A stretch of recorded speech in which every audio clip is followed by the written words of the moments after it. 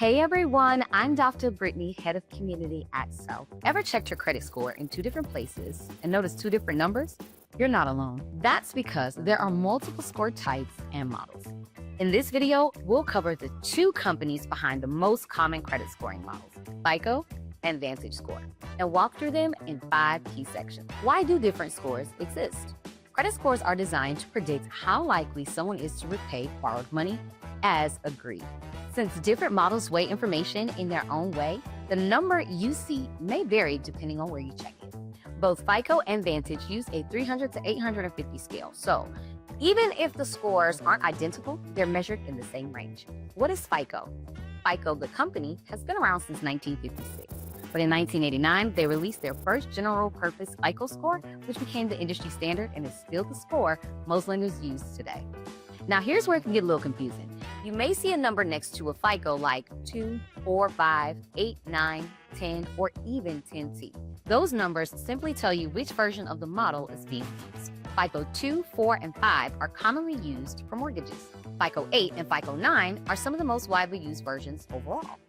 FICO auto scores like Auto 8 or Auto 9 are tailored for car loans. FICO bank scores like Bank 8 or 9 are used by credit card companies. And finally, FICO 10 and 10T are the newest models, with 10T adding trended data, meaning it looks at how you've managed your balances over time, not just a snapshot in the moment. So if you ever notice a number next to FICO, that tells you which version is being used for that type of lending decision. Your score can look a little different from one version to another, depending on how that model weighs your information. At the end of the day, all FICO models are built on the same 5 factors: payment history, credit usage, length of credit history, credit mix, and new credit. What is VantageScore? VantageScore was introduced in 2006 by the 3 major credit bureaus, Equifax, Experian, and TransUnion. You'll usually see VantageScore's models used on free credit monitoring sites and financial apps, but they're also used in lending decisions. It's especially common in credit card approvals, personal loans, auto lending, and even tenant screening. Sometimes lenders use it for pre-qualification or marketing, even if they rely on FICO for the final decision. Just like FICO, Vantage has different versions too. Vantage 1.0 and 2.0 were the earliest models, not widely used anymore. Vantage 3.0 is the most common today and the one most people see online.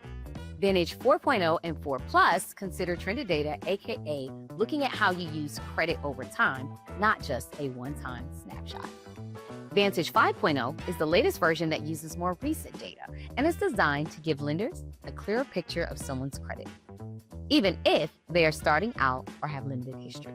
As mentioned before, Vantage scores are also calculated on the same 300 to 850 scale as FICO, but they weight things a little differently. For example, Vantage score models generally put more emphasis on total credit usage and recent payment behavior compared to FICO versions, though the exact weighting can vary by version.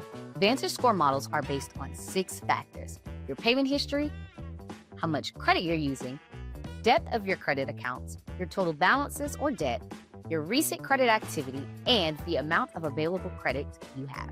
So if you check your credit score on a free app and it looks different from a score a lender sees, it could be that you're looking at a Vantage score online and a FICO score when you apply for credit.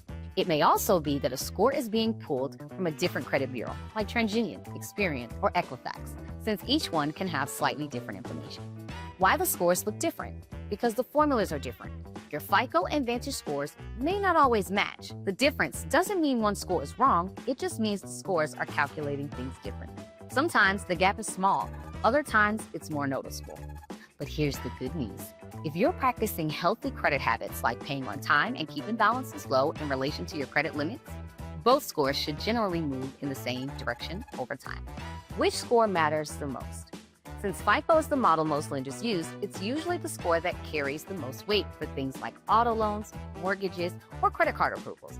Lenders often rely on FICO for decisions, but Vantage Score can still give you a useful picture of your credit habits and how they may be trending. FICO and VantageScore are 2 different companies that each create a number of credit scoring models. While the model varies, the healthy habits that support your credit generally stay the same.